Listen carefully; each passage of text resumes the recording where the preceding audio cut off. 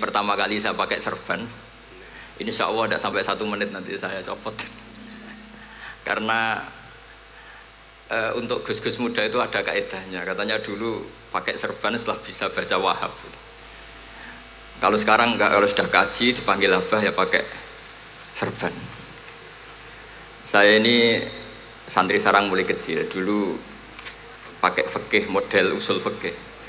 Jadi kalau keyakinan Mbah Maimun itu kalau ada santri pakai peci putih itu dimarahin. Katanya beliau, wong desa itu kaji adol Tegal, adol sawah, mbok saingi ketul 5.000.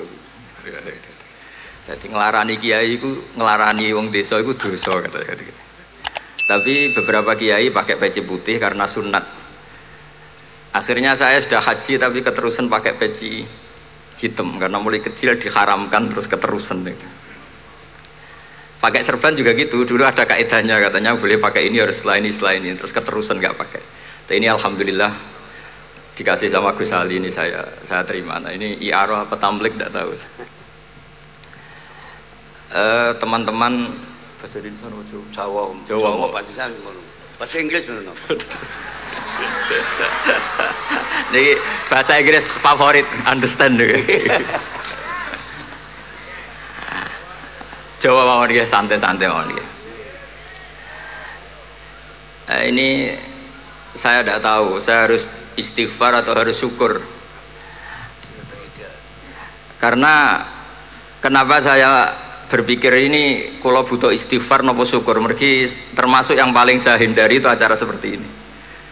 Cuma ada 2% pengecualian, yaitu guru, keluarga, temannya bapak. Ini Gus Ali termasuk masuk kategori temannya bapak. Saya itu berkali-kali diundang acara publik itu tidak pernah mau. Satu, mungkin nggak bakat ya, nggak bakat juga nggak ingin. 2, saya tidak cukup punya kemampuan untuk menjelaskan konstruksi Islam yang utuh hanya dalam waktu 1 jam. Karena keyakinan saya ngaji itu harus khatam, karena saya ini trauma. Kalau ngaji di depan, musannaf bilang kama sayati, sebagaimana yang akan datang. Setelah belajar di belakang kama sabako, seperti yang sudah kelewat. Sehingga gara-gara itu saya kalau sinau itu khatam dari min awali hatta akhiri, karena yang satu di depan kama sayati, setelah di belakang kama sabako apa kama takotan. Yang jelas ilmu yang saya tekuni memang ilmu tafsir. Gus Ali tahu betul tentang bapak saya karena mulai kecil saya ini menangi beliau belum tenar-tenar amat, sampai sangat tenar, mungkin sampai langit kayak khawas. Begini, dulu saya di sarang itu pernah rois takrib, rois fathul mu'in, tapi yang menjadi saya tambah alim itu gara-gara gejolokan bapak begini. Hak bisa ono wong imami saking semangate ngapalno hal ataka hadisul ghosiyah Jumat-Jumat itu, karena dia ingin keren ya pakai surat panjang gitu. Terus dia datang ketika takbir langsung baca Bismillahirrahmanirrahim hal ataka hadisul ghosiyah. Makmumnya bilang subhanallah, karena dia agak pede dengan surat yang panjang diganti kul ya ayyuhal kafirun. Makmumnya masih bilang subhanallah. Sampai berkali-kali diganti surat kulhu, ya makmumnya tetap bilang subhanallah. Karena nggak tahu caranya mengingatkan kalau imam itu tidak baca Fatihah. Karena ada satu cara, yaitu kon ngelingno ngangge napa subhanallah. Akhirnya wonten makmum sing nekat ora maca Fatihah. Nah, pertanyaan bapak saya, kamu harus berani istihad merubah hanya satu pakem mengingatkan imam tuh pakai subhanallah. Karena kalau kasus seperti ini nggak cukup diingatkan subhanallah. Niki adik-adik kira-kira batal mboten ngelingno imam muni ora maca Fatihah. Kalau sampean bilang batal berarti nggak ada solusinya. Kalau bilang sah itu beberapa kalimat yang dalam pakem sholat itu napa membatalkan. Sampean milih batal apa enggak? Nggak polling saja kayak pemilu. Sampai saya tuh cari-cari, akhirnya ketemu juga di kitab Mizan Kubro diterangkan oleh Imam Malik bahwa kalamul musolli itu ngomong kalau itu manfaat, tapi jangan ditiru loh ya, dan darurat ya dan darurat, maka itu boleh dan tidak membatalkan sholat. Misalnya imam sholat kemudian di bawahnya ada bom atau ada ular kobra, kalau nggak ada cara ya mau tidak mau harus diingatkan pakai kalimat, karena kalau subhanallah tok nanti gonta-ganti surat saja. Tahu-tahu mati dipatok ular apa? Kobra. Sehingga dari gejolokan-gejolokan seperti itu akhirnya saya berpikir, sampai saya nyari kitab-kitab Al-Madzhabul Arba'ah, karena memang nggak cukup. Terus pertanyaan kedua kata bapak saya tentang tradisi, misalnya orang-orang kampung kalau bikin batu bata itu dari tanah, kemudian kadang makjunun bisirjin, kadang dicampur dengan apa? Sirjin. Nggak usah diterjemah, ini sambil latihan bahasa Arab katanya.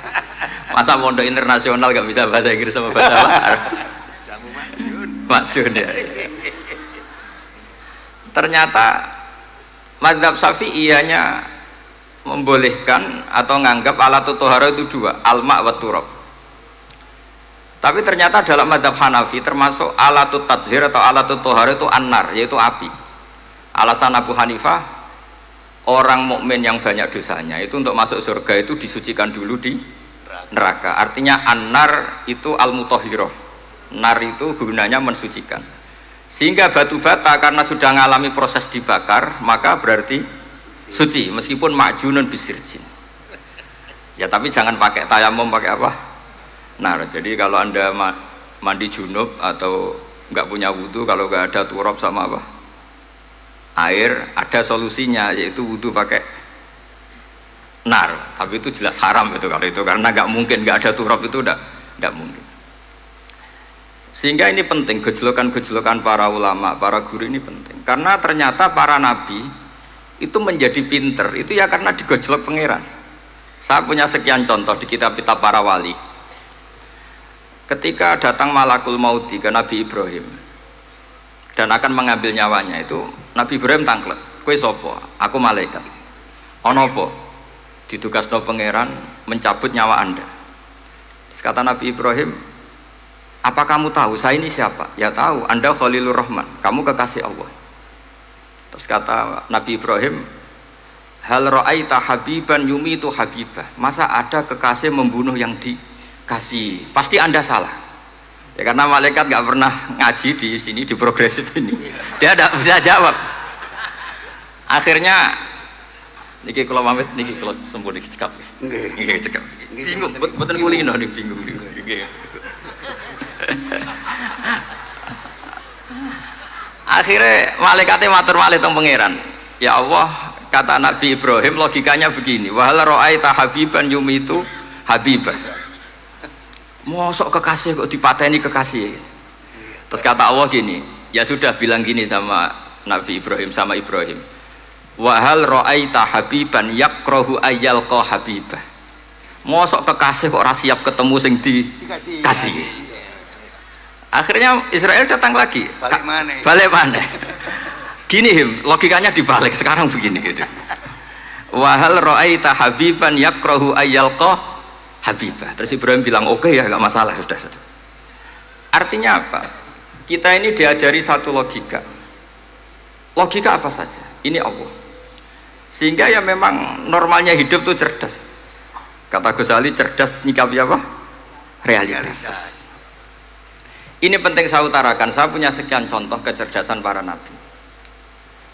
Saya berkali-kali cerita, nabi yang sezaman itu sebetulnya 3, tapi yang ilmunya level itu hanya 2. Karena ada yang sezaman yaitu Ibrahim dan Lut. Tentu tidak level karena Nabi Lut itu pernah keponakan Nabi siapa? Ibrahim. Kedua Nabi Musa dan Nabi Harun. Tapi ini juga agak level karena Nabi Harun jadinya Nabi itu karena proposal Nabi Musa. Jadi proposal mulai dulu ya ada. Nah, Nabi Musa kita tahu adalah al-sak. Al-sak itu kalau ngendikan itu lesannya agak cedul ya. Cedul. Ini nanya jejer ke Sali. Jadi kalau nggak bisa tanya ya. Bahasa Arabnya pokoknya al-sak, cedul ya. Cedul. Karena masyhur ya, kita tahu cerita itu Musa yang kecil itu sebeling. Jadi nak digendong Fir'aun itu dijabuti jenggote. Padahal masih kecil. Sesuai Fir'aun curiga, dasar Bani Israel. Lama-lama dia memutuskan sepatah ini aja, ini jelas darah-darah Israel. Kita tahu Fir'aun adalah orang Kipti, orang Mesir. Setelah berkali-kali gitu terus tanya gini sama Asia, ini anak ini sudah bisa mikir, memang dasar Bani Israel jadi gak suka orang Kipti. Orang bah cah cilik biasa gak masalah. Singkatnya terus dites ada jamroh, ada bara api sama apel. Sebetulnya Musa ini sudah tahu mau ngambil apel, tapi kalau dia ngambil apel dibunuh sama Firaun, berarti bisa membedakan. Akhirnya sama Jibril diarahkan ngambil apa? Api jamroh tadi. Akhirnya agak ditelan terus menjadi lesannya apa? Jedul. Sampai sepuh jadi nabi tetap begitu. Makanya beliau ngendikan Rabbi syrahli sadri wa yassirli amri wahlul 'uqdatam min lisani yafqahu qawli. Terus proposalnya itu tadi waj'alli waziram min ahli Haruna akhi. Sebagian ayat lebih jelas lagi yaitu wa akhi Harun huwa afsahu minni lisanan fa arsilhu ma'iyya rid ayyusaddiquni. Jadi dan saudara saya Harun lebih fasih berbicara daripada saya.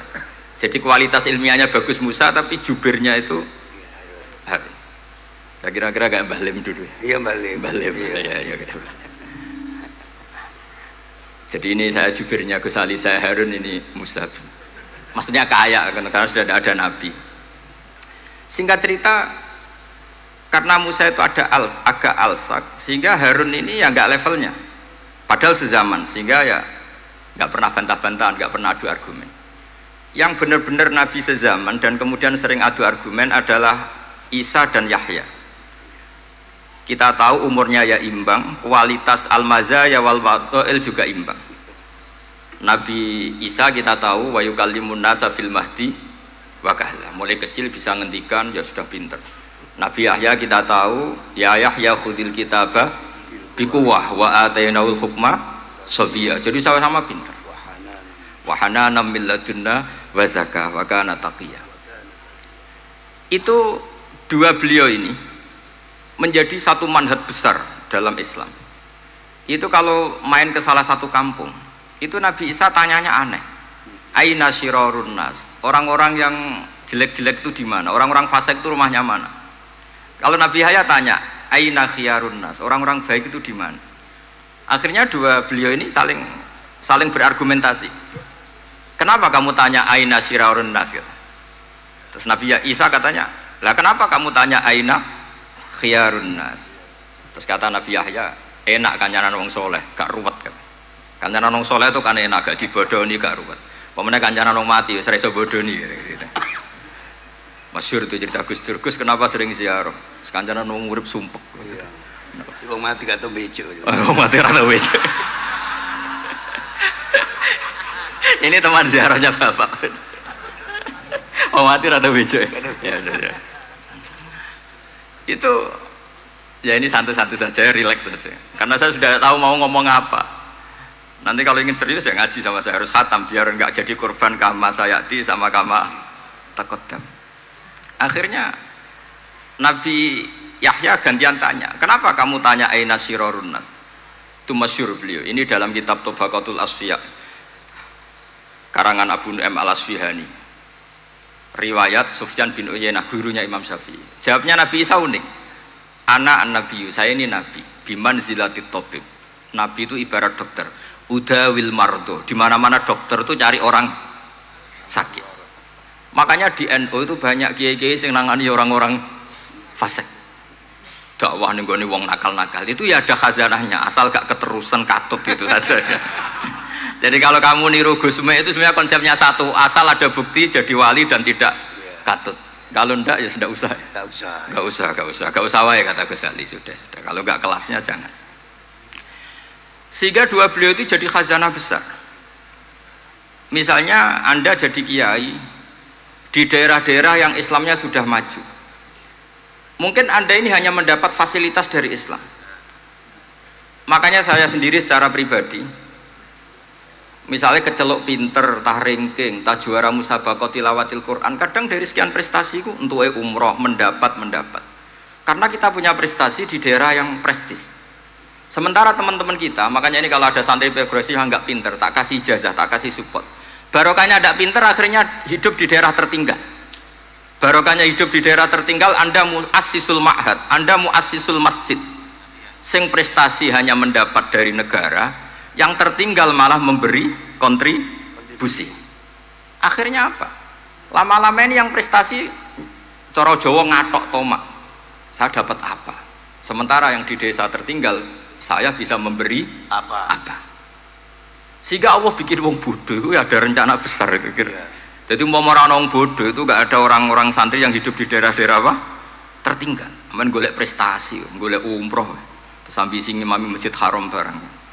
Terus kapan dakwahnya? Karena yang diburu itu mendapat, bukan memberi. Ini bahaya sekali bagi Islam. Sehingga tradisi guru-guru kita, nah santri pinter yo dilem, santri bodoh yo dilem, santri bulet yo dilem, santri setengah bulet ya dilem, sekabeh kaulane pangeran. Kok ana hikmah dhewe-dhewe kata gitu.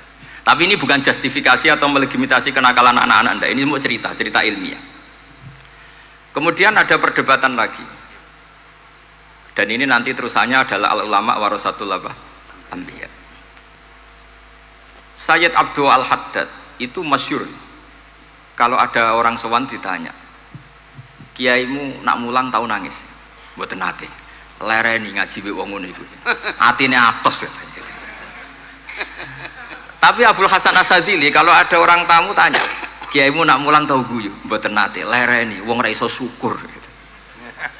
Jadi ini dua kutub besar. Siapa yang nggak tahu kewalian Abdul Hasan Asyadzili? Siapa yang nggak tahu kewalian Sayyid Abdul Al-Haddad? Nah ini kalau Gus Ali sudah dua-duanya, guyu ya sering, nangis ya sering, ini sudah makomen, ini sudah Majma'ul Bahrain kalau dalam ilmu tasawuf. Dan itu mirip perdebatan Nabi Yahya dan Nabi Isa. Nabi Yahya itu happy, hidupnya happy, kayak bapak saya itu hidupnya happy. Zaman miskin saja nggak pernah susah, Gus. Nggak pernah susah ya. Bapak saya itu khasnya nggak pernah susah. Mau meninggal saja masih guyon sama saya. Mau kapundhut tuh seguyon kalian dulu. Ya seneng, ya happy saja. Jadi mirip cerita Jalaluddin Ar-Rumi. Beliau mau kapundhut, muridnya nangis semua, marah-marah dia. Kamu murid-murid yang bodoh. Saya ini mau ketemu kasih kamu tangisi. Ayo joget semua. Makanya kalau ada orang mati kok ceria itu karena madzhab Jalaluddin apa? Ar-Rumi. Masyhur itu. Ini malam pengantin saya, kenapa kamu nangis? Makanya jadi mitos kalau mimpi jadi manten tuh mau mati. Karena kalau Jalaluddin Rumi istilahkan kematian itu adalah pengantin. Umar bin Abdul Aziz, salah satu khomisul khulafa masyhur itu. Ketika mau kapundhut orang nangis semua juga dia marah. Memangnya saya mau kemana kok kamu tangisi? Ila khairi madhubin ila khairi rahimin, ila arhamir rahimin. Timbang kumpul kon sumpek. Atok mati katanya. Memangnya saya mau kemana? Ila khairi madhubin kedat yang terbaik yang kita tuju. Ini mirip Nabi Yahya. Sehingga Nabi Isa ngejlok, mali aroka dohikan ka'annaka ta'manu min makrillah. Kamu kok sering senyum, sering guyu, ngakak-ngakak, seakan kan kamu tuh tidak pernah akan kena siksa. Nabi Yahya gantian bales, mali aroka abisan ka'annaka taqnatu min rahmatillah. Lah kamu merengut terus koyo ora ono rahmate pangeran saja. Ini terjadi madzhab antara Abdul Hasan Asyadzili dan Sayyid Abdul Al-Haddad. Sayyid Abdul Al-Haddad juga diikuti banyak kiai. Itu kalau habis sholat tuh masih susah, diterima enggak, sholat kita makbulah apa enggak, puasa kita makbul apa enggak, sujud kita makbul apa enggak. Tapi kalau Abdul Hasan Asyadzili, kalau ada orang tanya gitu dimarahin. Sujud kula ditampi boten ya Sayyid Abdul Hasan Asyadzili. Gak usah mikir ngono, ditakdir sujud wis luar biasa. Orang geruang ditakdir sujud, gak usah mikir ditampa ta ora. Loh iya, ketika kita nanti ketemu Allah, prestasi betul gak pernah sujud itu. Sebagai hamba kita bangga pernah sujud, terus gak penting ditompo ta ora. Bahkan kalau anak-anak muda ini kepengen ditompo niate elek. Ditompo digajar pangeran terus mlebu swarga terus sama bidadari gitu. Jadi muni ditompo tapi pikirannya sudah ngayal macam-macam. Kalau madzhab Abdul Hasan Asyadzili tidak. Sehingga kitab hikam, kita tahu kitab hikam itu adalah dikarang Ibnu Athaillah As-Sakandari, dia muridnya Abdul Abbas Al-Mursi, dan ini terus muridnya Abdul Hasan apa? Asyadzili. Itu cerminan Syadziliyah murni. Ya saya ulang lagi, itu cerminan Syadziliyah apa? Murni. Sehingga beliau ngendikan masyhur itu, qalilul amali ma'a syuhudil minnah minallah khairun min kasiril amali ma'a ru'yatit taqsir. Jadi amal sedikit tapi yakin itu anugerah Allah, lebih baik beramal banyak tapi masih merasa salah karena ra ono syukure. Makanya bapak saya Gus Ali ana wong abangan gelem salat, gak tahu gak disahno sah terus. Ketika ada orang fikih marah-marah tapi rubah gedang, wes rubah gedang lah, pokoknya sah terus. Pokoknya sah terus. Ini sangat-sangat sadili berarti. Ini penting saya utarakan supaya khazanah kita itu tidak pernah habis. Karena al ulama warasatul anbiya. Nabi tidak ada warosati, tapi warasatul anbiya. Sehingga semua watak para nabi sebelum Rasulullah Shallallahu Alaihi Wasallam itu semua tercermin pada umatnya Rasulullah Shallallahu Alaihi Wasallam. Cerita paling terkenal tentu Asra Badrin. Tawanan-tawanan perang Badarin mau diapakan? Rasulullah istasyara Abu Bakrin. Terus kata Abu Bakar, itu keluargamu ya Rasulullah. Hum ashiratuka, hum aqaribuka. Ya maafkan saja. Terus ditanya Umar, menurut kamu gimana Umar? Itu kan orang-orang yang ngusir engkau ya Rasulullah. Yang dulu ingin membunuh engkau, sekarang ketangkap ya bunuh, kok repot. Apa kata Rasulullah? Masaluka ya Abu Bakrin kamasali Ibrahim isqala faman tabi'ani fa innahu minni wa man asani fa innaka ghafurur rahim. Sing prestasi ya alhamdulillah, sing ra prestasi muga-muga pangeran akeh sepurane. Sudah gitu iya cara Gus Ali ya sis ngono kok repot. Wa masaluka ya Umar kamasalin Nuh isqala rabbi la tadzar alal ardi minal kafirina dayara. Sudah habisi saja ning donya kok kafir. Tapi anehnya apa? Rasulullah akhudha bi madzhabi Abi Bakar. Nabi mengambil pendapatnya siapa? Abu Bakar. Karena Nabi kena khitab anit tabi millata Ibrahim apa? Hanif. Akhirnya terus keterusan. Akeh kiai NU nek ana umat salah dibarno nganti ra roh nak salah. Makanya kenangan saya sama Mbah Sal Mahfud karena beliau itu sepupu sama Mbah saya di Sal itu. Kata Mbah Sal gini, "Hak umpama pantes," kata beliau ini, "umpama pantes, pondok-pondok itu tak sertifikat." Kenapa Mbah? Lah ya akeh kiai gondrong muridnya kon gondrong kabeh terus kadang rapati salat jare diulang kali jogo. Engko neng kali-kali golek Nabi Khidir gak tau ngaji. Lah ngene iku nek ditakoki afiliasine kok NU gitu. Mau disertifikat, jadi distandarkan. Pokoknya anggere gak ana takribe ya ora NU gitu.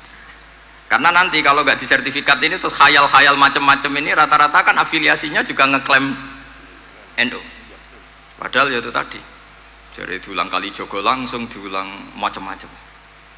Ini penting saya utarakan karena standarisasi ini penting. Caranya gimana? Kita harus sebanyak mungkin baca khazanah Islam. Makanya Imam Ghazali, kayak apa pinternya Imam Ghazali? Beliau di akhir kitab Ihya ngendikan wa alaika bimudawamati mutalaati kitab khilyatil auliya wa tabaqatil apa? Asfiya. Sehingga kita akan punya khazanah yang luar biasa. Saya punya banyak tentang kearifan ya para ulama-ulama dulu. Di antaranya dulu saya sering diceritain bapak tapi gak paham, tapi setelah saya ngaji lama-lama paham. Beliau pernah didhawuhi Badullah gini, Nur dhisik ana wong salat 2 rakaat, terus syukur akhirnya salat lagi sampai 4 rakaat. Saking syukurnya salat lagi sampai 6 rakaat. Seterusnya sampai 1000 salat. Kita tahu itu Said Ali Zainal Abidin. Jadi dia menambahkan sholat itu karena iskon lillah wa syauqon lillah, mahabbatan lillah. Bukan kayak kita karena ingin sholat 1000 rakaat dibagi sekian menit terus kenanya 2 jam. Jadi kayak kita terawih lah 20 menit, 20 rakaat dibagi sekian kenanya 7 menit. Pentingnya apa? Meskipun kita tidak akan mengalami seperti itu, tapi kita menjadi tahu ketika Rasulullah SAW menghentikan wa qurratu aini fis shalah. Bahkan Nabi kalau banyak masalah itu Nabi yataradad, mutaraddidan di dalamnya. Setelah mutaraddidan agak panik, Nabi tanya gini sama Aisyah, aina Bilal, aina Bilal, Bilal kemana, Bilal kemana? Setelah Bilal notok, tok tok tok tok, ya Rasulullah as-sholat, arifna ya Bilal, arifna ya Bilal, saya kasih istirahat ya Bilal, saya kasih istirahat. Karena roh dunya, roh politik, roh kebudayaan, roh dulur bulet kabeh. Sing ra bulet mok sitok hubungan ambek Allah Subhanahu wa ta'ala. Maka disebut as-sholat rohatul mu'min. Apa yang terjadi? Ashabu Rasulillah ketika Sayyidina Umar ditusuk oleh Abu Lulu al-Majusi, tentu pakai kira-kira ya panah yang kayak pancing. Jadi kalau sudah dimasukkan kadu cabut itu sakitnya minta ampun. Apa kata Umar? Nanti cabut ketika saya sholat. Karena sekali sholat dan setelah itu dicabut nggak terasa. Ya, kalau sholat kita ada nyamuk ya sudah. Ini penting saya ceritakan sampai ada wali ditawarin Allah, silahkan masuk surga, tanya ya Allah di surga ada sholat enggak? Kalau tidak ada sholat enggak lah katanya. Karena dia nggak bisa membayangkan nikmat tanpa Sehingga penting sekali kekaguman-kekaguman ini. Ketika Sayyidina Umar wafat, di antara yang pertama ditanyakan adalah yang bunuh saya siapa? Itu Hulamul Mughirah, Abu Lu'lu' al-Majusi. Beliau spontan langsung ngendikan gini, Alhamdulillah alladzi ja'ala maniyati biyadi rajulin lam yasjud laka sajdatan tuhajuni biha yaumal qiyamah. Matur nuwun Gusti, saya dibunuh oleh orang yang enggak pernah sujud. Kalau saja dia pernah sujud, saya tidak berani maksudkan dia. Jangan-jangan sujud itu engkau terima, kemudian dia min ahlil jannah. Kayak apa pentingnya kenangan sujud? Rasulullah juga pernah ngendikan, nanti kalau dunia sudah ruwet, as-sajdatul wahidatu khairun minad dunya wa ma fiha. Satu sujud lebih baik ketimbang dunia seisinya. Karena itu kelayakan kita sebagai hamba. Makanya Abu Hasan Asadili ngendikan, sudahlah kafal amilina jazaan an radiyaka laka ahlan, sudah ditakdir ngamal sudah harus syukur. Kok mikir ditompo ta ora usah, gak penting. Itu madzhab Abu Hasan apa? Asy'ari. Dan itu ditiru para kiai-kiai kita. Madzhab Said Abdul Haddad juga ditiru kiai-kiai kita. Sehingga sedekah Rasulullah ketika ngendikan al ulama warasatul anbiya. Ini penting saya utarakan karena khazanah kita biar tetap kaya. Makanya masyhur dalam Manaqibul Ghazali kita tahu Imam Ghazali itu orang yang luar biasa, pengarang Ihya. Saya punya banyak karangan beliau, Al-Arba'in Al-Usul. Tapi yang paling saya cintai tentu Ihya, kitab Mustasfa, kitab Qawaid Fikih itu Usulul Fikih. Manaqibul Ghazali adalah Rasulullah pernah jejer Nabi Musa. Terus Rasulullah ngendikan ulama ummati ka anbiya'i Bani Israel. Terus kata Nabi Musa, yang benar saja, masa ulama kok kapasitasnya kayak Nabi, apapun hebatnya itu nggak mungkin lah kapasitasnya kayak Nabi. Terus kata Rasulullah, ya sudah buktikan saja. Terus dipanggillah Imam Ghazali. Ketika dipanggil, ini katanya Ghazali kata. Ditanya sama Nabi Musa, siapa namamu? Ana Muhammad bin Muhammad Al-Ghazali At-Tusi Asy-Syafi'i. Mau jawabnya panjang. Terus kata Nabi Musa, kecangkeman gitu, cara orang Jawa itu kecangkeman, ditakoki jeneng kok jawabnya kakean. Terus kata anak Imam Ghazali, ya lumayan saya. Jenengan ditanya Allah sing ya'lamus sirra wa akhfa saja jawabnya kelebihan. Apa itu kata Nabi Musa? Wa ma tilka biyaminika ya Musa. Qala ya asaya atawakkau 'alaiha wa ahusyu biha ala ghanami wa liya fiha ma'aribu ukhra. Jadi Nabi Musa ditanya, sing mbok gawa iku apa ta? Ini tongkat saya, tak pakai ini, tak pakai ini, tak pakai ini. Jadi masih banyak kelebihan jenengan di bawah saya. Akhirnya fa'aqarra Nabi Musa ini ikrar bahwa benar-benar ulama Rasulillah itu keambiai Bani apa? Israel. Jadi khazanah-khazanah kecerdasan gini ini penting. Sehingga ketika ada kemacetan fikih, ada kejumudan fikih, tugas kita adalah memecahkan kejumudan itu. Misalnya begini, ini yang sering dilakukan Bapak saya dan Gus Ali. Kancanan wong fasik hukumnya piye? Ya ora oleh, wong kok kancanan wong fasik. Tapi kalau dibalik, bina wong fasik boleh ndak? Boleh. Syaratnya bina kudu ngancani. Jadi dibelokkan gitu aja sudah rubah. Hadza huwal fiqh. Yang dikatakan fikih ya seperti ini. Tapi orang-orang yang nggak ngerti detailnya fikih, apalagi usul fikih, fikih itu menjadi rumit. Makanya ahli sunnah itu luar biasa. Ada orang mati karena narkoba atau karena apa itu? Oplosan. Itu kiai cokre. Itu kiai alim biasa datang. Itu ya biasa mempersaksikan, nggih mayite sae nggih. Nggih. Padahal orang itu nggak percaya ini orang mati cokre kok apa? Sae. Padahal dia di kiainya bilang gini, wis sae saiki wis iso nakal katanya. Maksudnya saya sudah mengakhiri semua kenakalannya lewat apa? Lewat kematian tadi. Karena itu doa Rasulullah. Rasulullah itu kalau ngedikan itu luar biasa. Allahumma ij'alil hayata ziyadatan li fi kulli khairin wal mauta rohatan li min kulli syarrin. Ya Allah, jadikan hidup ini ziyadatan li fi kulli khairin. Jadi anggap saja kalau hidup itu berarti potensi tambah baik. Anggap saja kalau mati itu akhir dari segala keburukan. Berarti orang cukri ini mati itu baik apa buruk? Baik, karena dia sudah tidak bisa buruk lagi. Makanya saya. Nah ini khazanah yang luar biasa. Karena tadi kematian adalah ar-rohah min kulli apa? Syarrin. Nah ini sesi kedua, mungkin ini tinggal seperempat jam atau setengah jam. Saya ini karena biasa ngomong lama. Saya mau menerangkan kalimat tauhid. Ini penting sekali. Kalimat tauhid itu kata Ibnul Qayyim Al-Jauziyah dalam kitab Zadul Ma'ad. Ini kitab kesayangan Sayyid Abdul Al-Haddad. Sampai beliau ngendikan, ya letani minha iddata nusakhin li uhdiyaha ila tullab. Semoga saya punya naskah banyak yang mau saya hadiahkan ke santri-santri. Saking pentingnya kitab apa Zadul Qayyim. Itu beliau mengartikan la ilaha illallah itu luar biasa.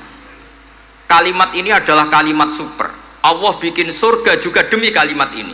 Siapa yang menerima kalimat ini maka masuk surga. Yang menolak kalimat ini maka dimasukkan neraka. Kita tahu neraka itu kalau ada batu dicemplungno, itu sampai ke bawah itu nunggu 70 tahun. Kayak apa kedalamannya? Bego siapa saja tidak akan bisa itu bikin apa? Neraka. Karena kalau batu dijatuhkan nunggu 70 tahun itu sampai kok riha. Itu dibikin juga untuk orang yang menolak la ilaha illallah. Kemudian karena manusia butuh latihan, dibikinlah langit dan bumi supaya didiami manusia untuk menerima konsep la ilaha illallah. Karena manusia butuh pelatih, diutuslah para rasul untuk melatih la ilaha illallah.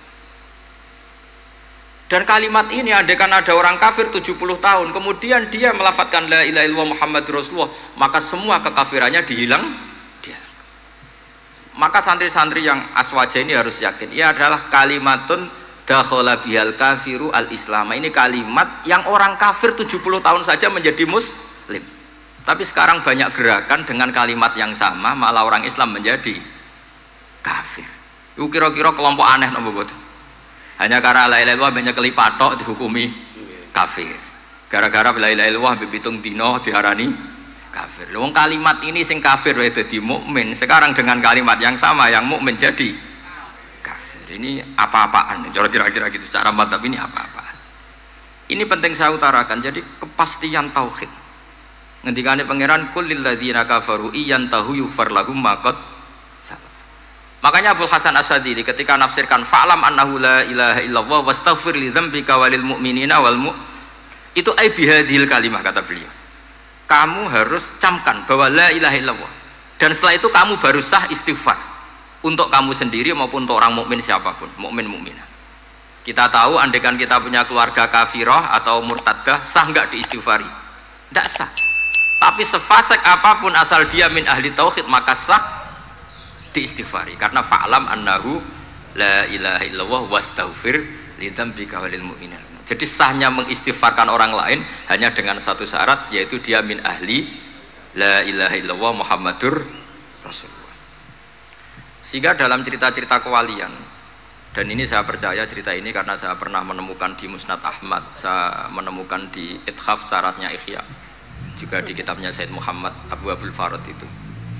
Dulu itu ada wali yang tukang bikin Istanbul itu, pernah dengar tuh Istanbul itu yang Quran kecil itu. Kalau sekarang kan dibikin masif, mau 5.000-an. Ya. Kalau dulu masih asli. Itu Kiai Sarbini itu kayak Mbah Khalil Bangkalan. Jadi karena dia orang penting itu, nak diundang orang itu, ya engkau nak ditakoki pangeran muni rombongan. Jadi kayak Mbah Khalil juga Mesir gitu. Terus ditinggal lagi. Engkau takoki pangeran muni ngenteni Mbah Khalil, ngenteni rombongan. Ya sudah gitu dong. Tapi karena beliau terkenal wali ya. Singkat cerita kalau Sohibul Bait ini nggak terima karena pas 7 hari sampai di sebelah sapi apa-apa ternyata dia tahlilnya sebentar. Terus kata beliau, ya sudah semua makanan itu ditimbang pakai pohon kelapa. Yang satu kosongin katanya. Kifatul mizan yang satu atau kafatain mizan yang satu dikosongin. Beliau datang yang bikin Istanbul tadi. Bilang bis itu sudah jompat katanya. Sudah tinggi bismillahnya. Terus kata beliau, bismillahku ora genep ae wis ngalahno pakananmu, apalagi genep katanya. Ini penting saya utarakan nanti di cerita yang di kitab Musnad Ahmad. Ini perlu dicamkan. Saya hafalkan hadis itu. Inna wa ta'ala istakhlasa rajulan min ummati ala ru'usil khalaid. Setelah dipertontonkan, fayan syuru alaihi tis'an wa tis'ina sijillan.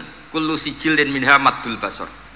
Jadi ketika dipertontonkan itu ada satu box, yang satu boxnya itu sudah sepanjang mata melihat. Sudah satu boxnya saja itu mislu maddil basar, sepandang mata melihat. Apalagi di 99.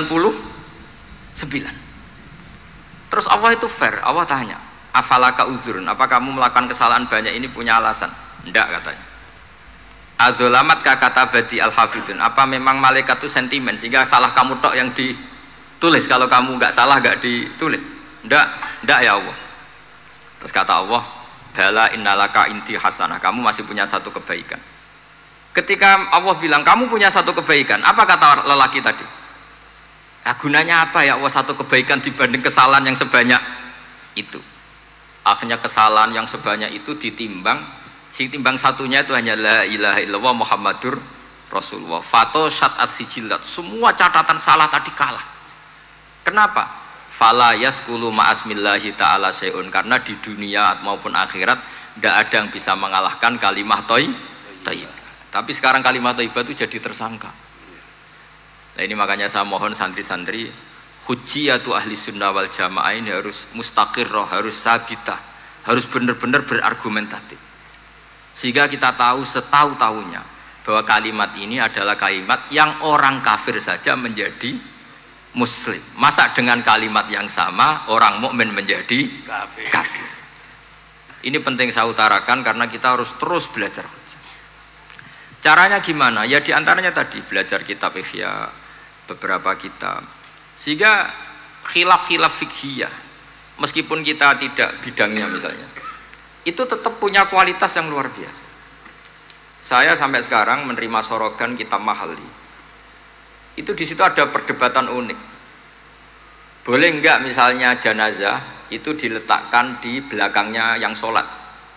Kata kaul awal enggak boleh, di mana-mana jenazah itu ya di depannya orang apa? Sholat. Tapi kata kaul sani, ya boleh saja jenazah itu tidak imam katanya. Iya. Sehingga pentingnya kaul sani adalah kalau Anda di Arab Saudi itu jenazah-jenazah tetap di kamar mayat, kemudian yang sholat ya di depan jenazah. Karena kalau dipaksakan di depan berarti jenazahnya di dekat apa? Ka'bah. Kayak apa kreditnya Mekah. Nah, meskipun kita tidak melakukan itu karena nanti dianggap aliran apa? Sesat, ada jenazah kok di belakang kita sholat apa? Di depan. Tapi ini ilmu harus kita dengar. Begitu juga khilafnya kaul qadim dan kaul jadid. Menurut kaul jadid, yang namanya sujud itu harus 7 anggota. Karena kata Rasulullah SAW, umirtu an asjuda ala sab'ati a'zumin al-jabhah wal yaden wal rubbaten wal kodamen. Berarti al-jabhah 1, yaden 2, kodamen apa rubbaten 2, kodamen 2. Sehingga kalau kiai-kiai fanatik fikih itu nak anak-anak sujud ngongkrong dipetel-petel loh. Mergo supaya 7 apa? Anggota. Tapi kata Imam Syafi'i dalam kaul qadim, kata beliau, wayah tamilu, mungkin saja sujud itu cukup pakai jabhah. Karena dalam doa Nabi itu hanya sajadalaka wajhi wa sam'i wa basori. Tidak ada Nabi dongo sajadalaka wajhi wa yadi wa rubbati wa qadami. Jadi kecerdasan ulama-ulama dulu itu luar biasa. Sehingga kalau kita baca pembanding-pembanding itu, lama-lama kita menjadi cerdas. Ini yang terakhir saya cerita tentang Imam Ghazali. Dulu banyak orang yang bermadzhab pentingnya uzlah, sehingga banyak ulama yang uzlah. Alasannya kumpul wong serepot tok, paling gak ngerasani wong lah, minimal dosanya ngerasani wong. Singkat cerita banyak ulama yang uzlah, kemudian umat ini dipimpin aliran-aliran sesat. Terus ulama yang uzlah itu diparani sama ulama yang sudah jadi wali. Ya akalatal hasis, karena dia di hutan sehingga makannya hanya rerumputan. Taraktum ummata Muhammadin sallallahu alaihi wasallam fi aidil mubtadi'ah. Betul uzlah itu baik, tapi membiarkan umatnya Nabi dipimpin orang-orang yang sesat. Makanya kita terima kasih sekali Gus Ali ada di antara kita, membimbing kita, membina kita. Jangan terus dunia wis rusak tinggal nawa tidak bisa. Ini ummatur Rasulillah, ummatun marhumah, ummatun mahfudhah, ummatun mar'iyah. Insyaallah apapun kondisinya kita tunggoni, baik dalam skala negara, masyarakat maupun kultural. Saya kira demikian. Wassalamualaikum warahmatullahi wabarakatuh.